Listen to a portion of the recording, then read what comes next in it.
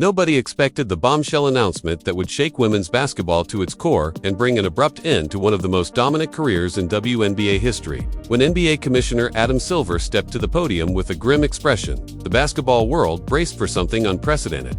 His words would shatter a legacy, devastate fans, and set a precedent that could alter the future of professional women's basketball. Brittney Griner, the 6'9" superstar who had ruled the paint for over a decade now, faces the ultimate consequence no athlete ever wants to hear. But what could drive such drastic action? What evidence was so compelling that it warranted the most severe penalty in the sport? While Adam Silver's presence gave the moment weight, it's important to clarify that he has no direct authority over WNBA disciplinary matters. The WNBA operates independently under Commissioner Cathy Engelbert, who has overseen league operations and discipline since 2019.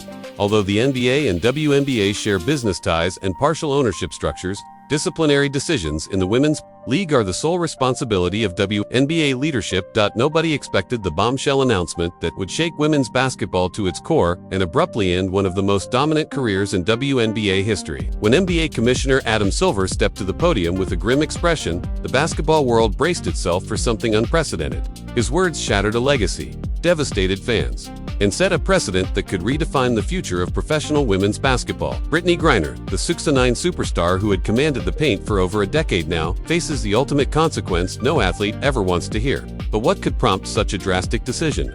What evidence was so compelling that it demanded the harshest penalty in the sport, while Silver's presence added gravity to the moment? It's important to note that he holds no direct authority over WNBA disciplinary actions. The WNBA operates independently under Commissioner Cathy Engelbert, who has led the league and overseen disciplinary matters since 2019. Although the NBA and WNBA maintain business relationships and shared ownership structures, all disciplinary decisions within the women's league fall solely under the jurisdiction of WNBA leadership. These statistics place Brittney Griner among the most efficient and productive players in WNBA history, showcasing consistent excellence over more than a decade of elite competition. Her influence extends beyond the box score. She played a pivotal role in elevating the profile of women's basketball through her distinctive playing style and charismatic presence. Griner became the first openly gay athlete to sign an endorsement deal with Nike, using her platform to advocate for LGBTQ+ rights and social justice throughout her career. Her international impact is equally significant, having represented the United States in Olympic competition and winning gold medals in both 2016 and 2021, solidifying her reputation as one of the world's premier basketball talents, regardless of gender or league. Her detention in Russia from February to December 2022 on drug-related charges sparked an international crisis, prompting high-level diplomatic negotiations between the U.S. and Russian governments. The eventual prisoner exchange that led to her release turned her into a symbol of American resilience and brought global attention to the intersection of sports, politics, and diplomacy. The WNBA operates under a strict code of conduct designed to uphold professional standards and protect the integrity of the league.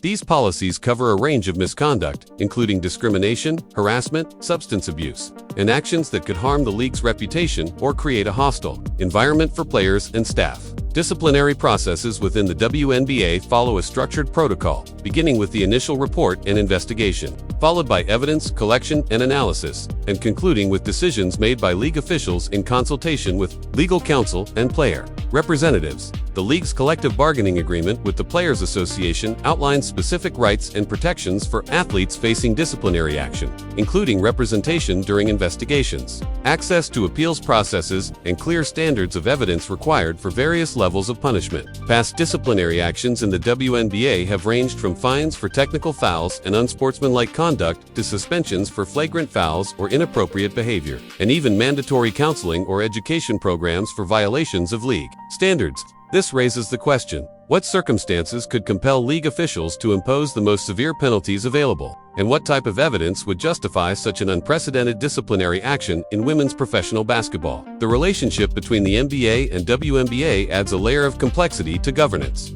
as disciplinary matters are influenced by shared ownership groups, business partnerships, and administrative resources. Despite the leagues maintaining separate leadership structures, NBA Commissioner Adam Silver has consistently supported the growth and visibility of the WNBA, advocating for greater investment, expanded media coverage, and broader commercial opportunities. However, his direct involvement in disciplinary actions within the Women's League would be atypical, given its independent governance under Commissioner Kathy Eng. The business relationship between the two leagues includes shared marketing campaigns, cross-promotional strategies, and joint initiatives aimed at growing basketball at every level. These partnerships create mutual interests in maintaining a positive public image and upholding professional standards across both organizations. This raises important questions about how serious misconduct in one league might influence business relationships and public perception of the broader basketball community, and whether such situations require coordination between league leadership to manage reputational concerns. Legal experts emphasize that professional sports leagues typically maintain distinct governance structures, with each league handling disciplinary matters internally, based on its own policies and procedures, rather than through external oversight by affiliated organizations. Leagues also face the unique challenge of addressing player conduct that goes beyond athletic performance, encompassing personal behavior, social media activity, and off-court actions that can impact the league's reputation and values. The WNBA's approach to player conduct reflects its commitment to fostering an inclusive and respectful environment, while preserving the competitive integrity that defines professional basketball at the highest level. Striking this balance requires careful evaluation of each situation and its broader implications for league culture. In today's media-driven landscape, professional athletes operate in environments where personal and professional boundaries are increasingly blurred. Their social media presence, public statements, and private actions are subject to heightened scrutiny from fans, the media, and league officials alike. As such, standards for player conduct must evolve alongside changing societal norms, legal considerations, and the growing responsibilities placed on athletes as public figures and role models. Ultimately, league officials must continually assess how individual actions reflect on the broader basketball ecosystem and what expectations are essential to maintaining a professional, competitive, and culturally responsible environment. The Phoenix Mercury have built their competitive strategy around Brittney Griner's dominant interior presence since selecting her in the 2013 WNBA draft. Her contributions to the franchise include leading the team to its most recent WNBA championship and serving as the cornerstone of its playoff contention for the majority of her career. Griner's leadership extends well beyond the court.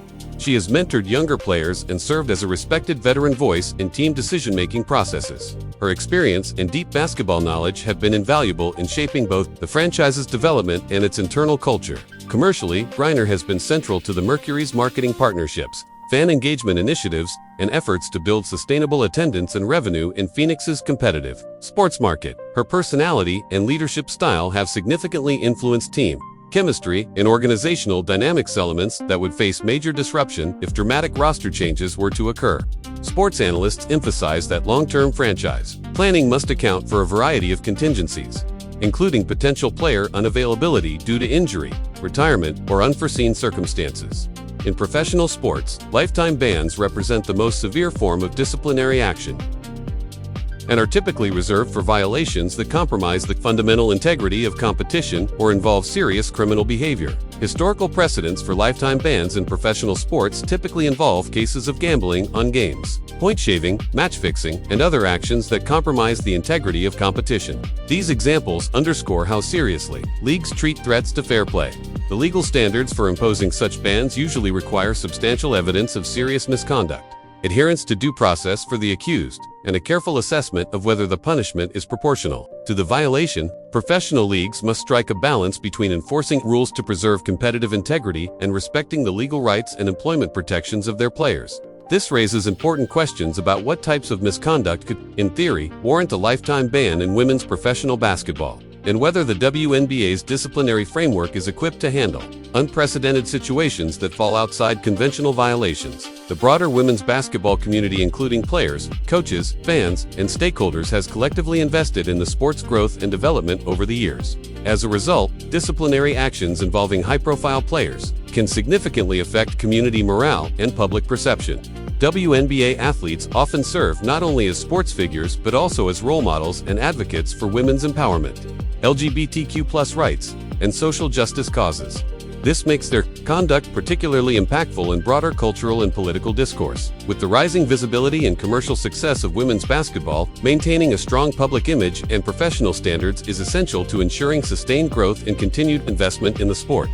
fan loyalty and emotional investment in individual players often lead to intense reactions when disciplinary actions are taken, especially against athletes who have played a central role in the sport's growth and cultural relevance. This dynamic suggests that major disciplinary decisions in women's professional sports must be made with careful consideration of their broader impact on the community and the sport's long-term development and success.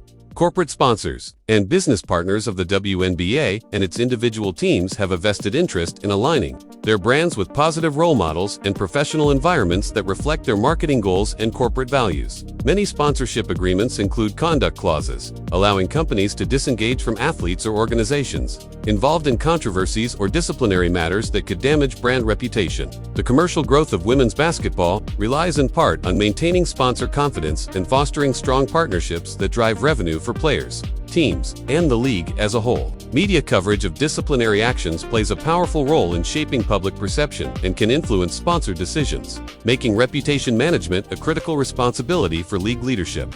This raises important questions about how major disciplinary cases may affect the commercial ecosystem surrounding women's basketball and whether league officials need to implement targeted strategies to preserve business relationships and sustain growth during periods of controversy. Social media and digital communication have fundamentally transformed how disciplinary actions in professional sports are perceived and discussed, enabling immediate global conversations that can rapidly shape public opinion and impact all stakeholders. The viral nature of sports-related content means that disciplinary actions involving high-profile players attract intense scrutiny and commentary from fans, media outlets, and fellow athletes, some of whom may publicly support or criticize the league's decisions.